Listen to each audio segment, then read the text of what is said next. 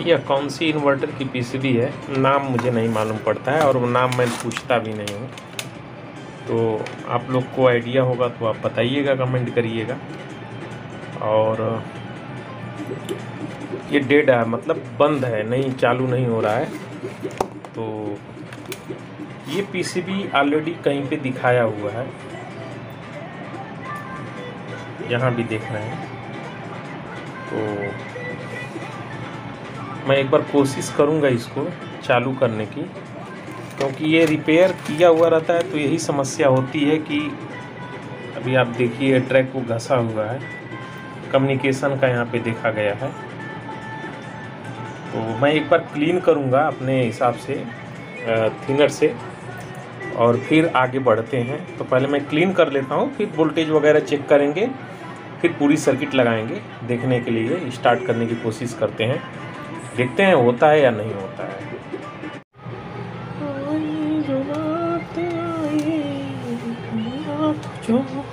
तो चलिए इसका पहले हम देखते हैं, और सबसे पहले जो प्रक्रिया होती है वो प्रक्रिया को पूरा करेंगे, फिर आगे बढ़ेंगे।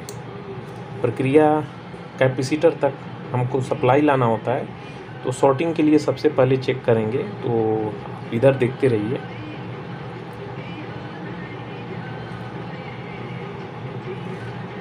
तो ये सही है, इसे सही बोलेंगे। एक तरफ से पिक आता है और पिक फिर धीरे धीरे डाउन होता है, तो ये रहता है। दूसरा चीज़ आईपीएम को चेक करना ज़रूरी है। तो ये क्रमशः ये प्रक्रिया सब पे होनी चाहिए और सेम टू सेम आनी चाहिए। ऐसा नहीं कि किसी में रीडिंग फास्ट आए और किसी में कम आए, तो गड़बड़ रहेगा, मामला फिर ख़राब रहेगा। तो ऐसे चेक कर लेंगे। तो ये लगभग बराबर है। फिर इसको यहाँ पे रखेंगे निगेटिव साइड में और फिर यहाँ से ये चेक करेंगे, तो हमें सेम रीडिंग मिलेगी। लेकिन जैसे ही पोर्ट बदल देंगे तो हमारी फुल कंटिन्यूटी इधर से आएगी और वही कंटिन्यूटी सब पे आनी चाहिए, सेम टू सेम बिल्कुल एकदम। और अभी इधर से भी वही कंटिन्यूटी हमको मिलेगी। अगर हम इसको यहाँ पे रखेंगे और फिर यहाँ पे रखेंगे तो फुल कंटिन्यूटी इस तरफ से भी मिलना शुरू हो जाएगी। और दूसरा चीज़ आपस में भी इनको कंटिन्यूटी चेक करना पड़ेगा ऐसे।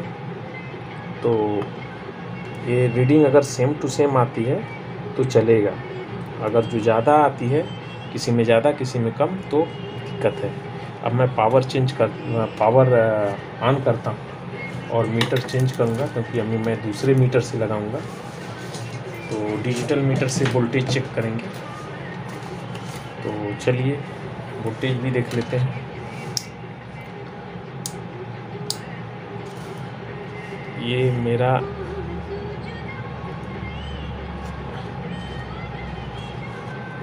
ऊपर से जो लाइट आती है वो प्रॉब्लम देती है। कोशिश करता हूँ कि ये हट जाए। हाँ, हटेगी यहाँ से। तो मैं टूथब्रश यहाँ पे डाल देता हूँ। तो आप देखते रहिए। और मैं पावर ऑन कर रहा हूँ, तो लाइट जली, ये भी लाइट जल गई, दोनों लाइट जल चुकी है यहाँ पे। अब देखिए 2 लाइट जली और रिले भी ऑन हुई, यानी इसको चार्ज करने की कोशिश एक बार हो गया है। तो ये बोर्ड, ये महसूस पड़ रहा है कि बोर्ड ओके है। तो यहाँ पे 314 वोल्ट कैपेसिटर पे आ रहे हैं। तो इसका मतलब ये होगा कि 14 वोल्ट, अगर 314 वोल्ट, ठीक है, 314 वोल्ट, नो, यहाँ पे 300 नहीं आ रहे हैं। हाँ, 313 14 वोल्ट आ गए यहाँ पे। तो हमारा इसमें क्या सही हो जाएगा। हमारा लाइन फिल्टर एकदम ओके है, ब्रिज रेक्टिफायर ओके है, और प्लस IGBT। अब IGBT ओपन हो सकती है, लेकिन यह नहीं कह सकते हैं कि IGBT शॉर्ट है, ओपन है। और ये सप्लाई, अब ये इसका फ़र्क कब पड़ेगा, जब ये कंप्रेसर चालू हो जाएगा और जब PFC जनरेट नहीं कर पाएगा, वोल्टेज को बनाए नहीं रख पाएगा, तो उस समय कोई एरर आ सकता है। लेकिन ऑन होगा, इस कंडीशन में ऑन होगा। तो ये तो हो गया ये। और दूसरा चीज़, जब भी लाइट परफेक्ट सब जल रही है तो इसका मतलब ये है कि बोर्ड जो है ओके है, सप्लाई आ रही है। फिर भी हम देख लेते हैं। यहाँ पे हर एक बोर्ड में लगभग ये चीज़ लिखा रहता है, किसी किसी में नहीं रहता है, तो हमको पलटी करके देखना पड़ता है। तो 15 वोल्ट यहाँ पे है, एक ग्राउंड का पॉइंट यहाँ पे दिया है और ये रहा। तो हमारा जो है वोल्टेज यहाँ पे आप देख सकते हो, ये 1482 यानी 14.82। तो यहाँ पे वोल्टेज है, यानी ये वोल्टेज हमारा है। 12 वोल्ट भी ओके है। तो सभी वोल्टेज ओके होने का मतलब कि अब हमको इसमें इंडोर का सिग्नल इनपुट कराना पड़ेगा तो ही आगे बढ़ेगा। तो हम इसका सब कनेक्ट कर लेते हैं, फिर आगे बढ़ते हैं। ये पता नहीं कौन सी कंपनी का है, मुझे तो अभी मालूम भी नहीं पड़ रहा है। और ये पीसीबी 14/3/22 यानी 14 तारीख को किसी के पास गया था, अपने पास भी आया था। एक हफ्ते से मैंने इसको देखा ही नहीं। मैं बोला टाइम वेस्ट होगा, इसमें देखने की ज़रूरत ही नहीं है, तो इसके लिए मैं इसको नहीं देख रहा था। लेकिन जो हमारे सेठ हैं वो बोले कि नहीं देख लो आप उसको। तो अच्छा, इसकी एक खासियत है कि ये पीसीबी में मोटर जो है, मोटर का फीडबैक ले ही नहीं रहा है। विदाउट ये फीडबैक की जो मोटर ये रहती है, मोटर की फीडबैक, इसको निकाल देने के बाद भी ये पीसीबी रन कर रही है। तो मेरे समझ से इसमें बहुत देर के बाद जो है इसमें प्रोग्राम सेलेक्ट होगा। दूसरा चीज़ एक और मैं दिखा देता हूँ। मैं बहुत ट्राई किया इसको चालू करने की, तो मैं अभी कम्युनिकेशन का जो ये कम्युनिकेशन वायर है इसको मैं बाहर निकाल दिया, और यहाँ पे जो सेंसर है इसको मैं आउट कर देता हूँ। ये मैं निकाल देता हूँ, ये मैंने निकाल दिया इसको, और ये मैं ऐसे कर दिया। अब मैं इसको स्टार्ट कर रहा हूँ और आप देखिए इसको, यहाँ पे कम्युनिकेशन नहीं है। तो मैं इसको स्टार्ट कर रहा हूँ और इस कंडीशन में आप देखिए वहाँ पे ये आया, चालू हो गई पीसी, यहाँ पे सप्लाई आया, और ये देखिए आवाज़ सुनिए, और ये बंद हो गया। ये चों करके, जैसे चूहे की आवाज़ आती है ना, वैसे चों करके बंद हो जा रहा है। तो पहले अगर नज़र में देखेंगे, अगर UBW अगर टेस्टर लगाया करके चेक करेंगे तो कोई एक मिसिंग शो करेगा, इसमें कोई ना कोई इसमें मिस शो करेगा। तो इसके लिए मैं UBW पे कोई विशेष ध्यान नहीं देता हूँ। UBW का मेन, अगर ऐसे आपको देखना रहे, मैं पावर बंद कर लेता हूँ। तो UBW का क्या कर सकते हैं, अगर इसमें मिस भी रहेगा अगर जो, तो क्या कर सकते हैं, IPM ख़राब निकलेगा या फिर यहाँ से पल्सेस नहीं आएगी। तो सीधे सिंपल सा इसका है कि जो भी इसकी संबंधित पीने पे, यानी 6 पिनों पे आपकी जो सप्लाई आने वाली है रेजिस्टेंस के जरिए, इसमें से सिग्नल की जो भी आने वाली है, 6 रेजिस्टेंस एक ही नंबर की होंगी। ठीक है, 6 एक ही नंबर की होगी। जैसे ये यहाँ पे लगी है, तो वैसे ही आपको 6 एक ही नंबर की मिलेंगी। उसमें से सबको ग्राउंड के साथ में चेक करिए, 3 की रीडिंग सेम आनी चाहिए और 3 की रीडिंग सेम आनी चाहिए। हो सके तो 6वें की रीडिंग एक साथ होनी चाहिए। ऐसा नहीं कि 5 की रीडिंग अलग आए और 1 की रीडिंग अलग आए। ऐसा होगा तो आप इसे चेक कर सकते हैं। UBW टेस्टर का मैं मतलब ही नहीं समझता हूँ, और मैं कई बार बोल चुका हूँ UBW क्या मतलब है, कोई मतलब नहीं है। जब ये IPM ख़राब होगा तो भी हमको चेंज करना है। हाँ, जो फील्ड में काम करते हैं उनके लिए शायद लगे कि नहीं एक डिवाइस है और चेक करने से कुछ ऐसा लगेगा। तो चलिए, और मैं इसको अभी, मैं पहले भी इसको चेक किया तो हमारे हिसाब से सब प्रॉपर अपने जगह पे महसूस पड़ा। वोल्टेज वगैरह सब चेक किया जो, तो वो वोल्टेज अपने जगह पे बराबर है। यहाँ पे जो वोल्टेज है ये अभी वोल्टेज सही है, यानी 15 वोल्ट की देख रहे हैं। यहाँ पे दिया है कि ये वाला पॉइंट और ये इस पॉइंट पे वोल्टेज चेक करते हैं, यहाँ पे वैसे ही हर जगह पे दिया रहेगा। अब ये 12 वोल्ट है और ये ग्राउंड है, तो ग्राउंड का ये पॉइंट दिया रहेगा, 12 वोल्ट के लिए इसी पॉइंट पे चेक कर सकते हैं, वो स्पॉट बना रहता है। तो ऐसे लगभग बहुत सी पीसीबी में रहता है। तो छोड़िए, ये सब की तो बात अलग है। और इसमें कम्युनिकेशन के लिए विदाउट इसके भी चल रहा है और बहुत देर तक मोटर चलेगी और हर एक चीज़ चलेगा, कुछ भी नहीं प्रॉब्लम होगा। लेकिन इस समय अगर मैं लगाऊंगा तो यहाँ पे E6 का जब भी ये कनेक्ट रहेगा तो E6 का एरर आएगा, यानी ये अपनी बात इसको पहुँचा देगा और ये शो करेगा, नहीं तो ये कुछ नहीं करने वाला, इस कंडीशन में ऐसे ही रहेगा।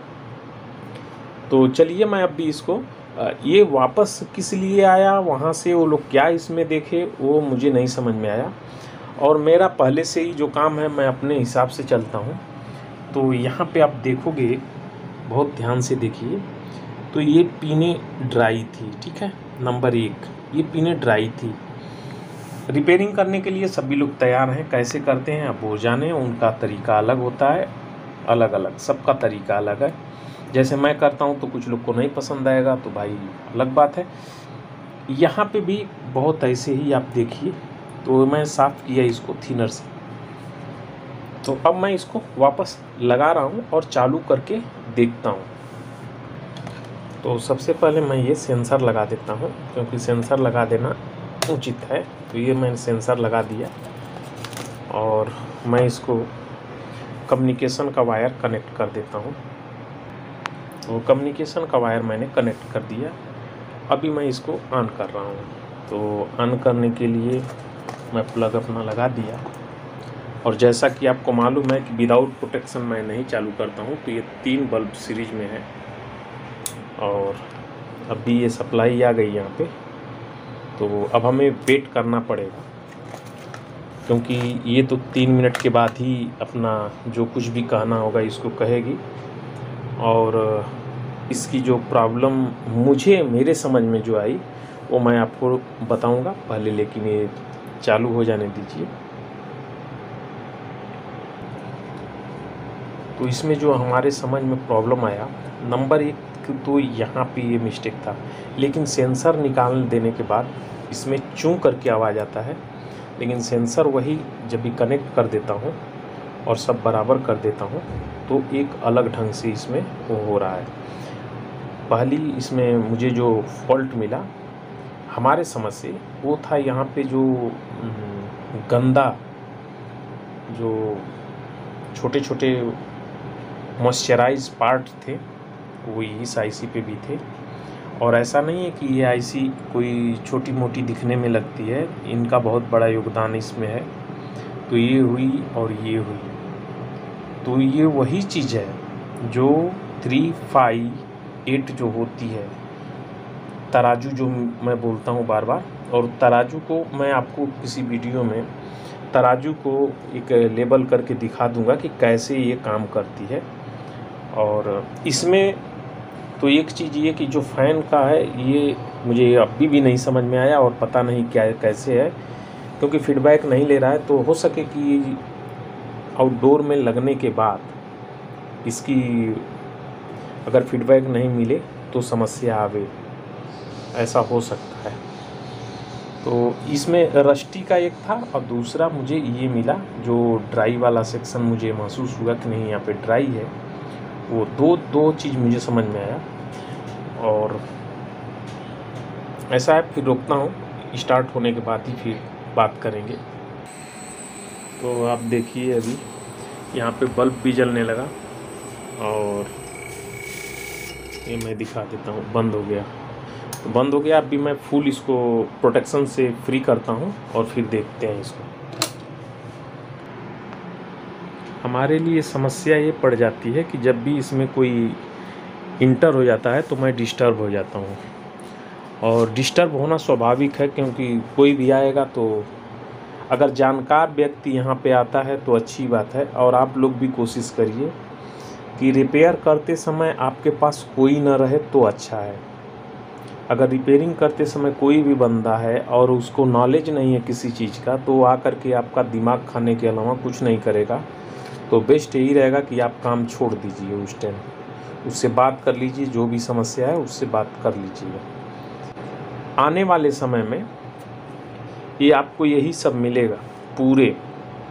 रीज़न क्या है आपको मालूम है कि 7 एम्पेयर कहाँ पे खपत होती है, कहाँ पे 3 एम्पेयर पे, 2 एम्पेयर पे चलने वाले ये सब आइटम हो गए हैं। तो पावर की सेविंग होगी तब, उसके लिए ही ये सब किया जा रहा है।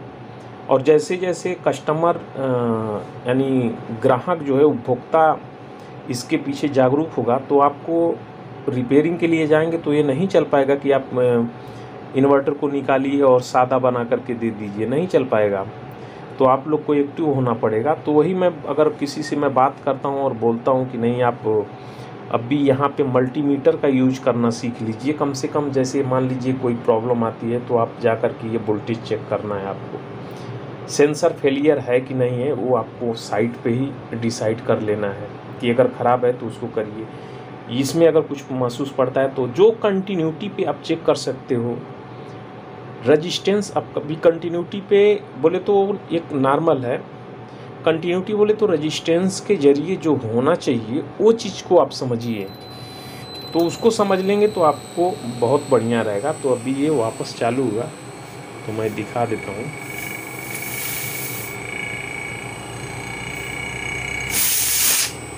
ठीक है,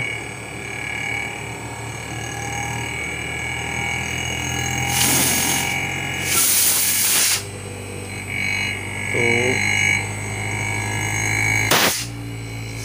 ऐसा मत समझिएगा कि इसके अंदर कोई मैं अलग से किया, या तो आप ये कह सकते हो कि मेरे पास फॉल्टी आता ही नहीं है, ये आप मान लीजिए। लेकिन मैं ऐसे कैसे बोलूँगी, ये रिटर्न आया है किसी के पास से और आज तारीख है 12 मई। तो 12 मई को मैं ये वीडियो शूट कर रहा हूँ और बना दिया, इसको कंप्लीट हो गया। बना क्या दिया आपको मालूम है कि मैंने क्या किया। तो यही सब रहता है। दूसरा चीज़, अगर जो आपको रस्टी ये ज़्यादा दिखे तो मैं एक वीडियो में धुलाई किया था, इसका वॉशिंग किया था, उस तरह से वॉशिंग भी कर सकते हैं। वॉश करके धूप में सुखा लीजिए, आपको बेनिफिट रहेगा। चलिए नेक्स्ट वीडियो में फिर कभी मिलते हैं।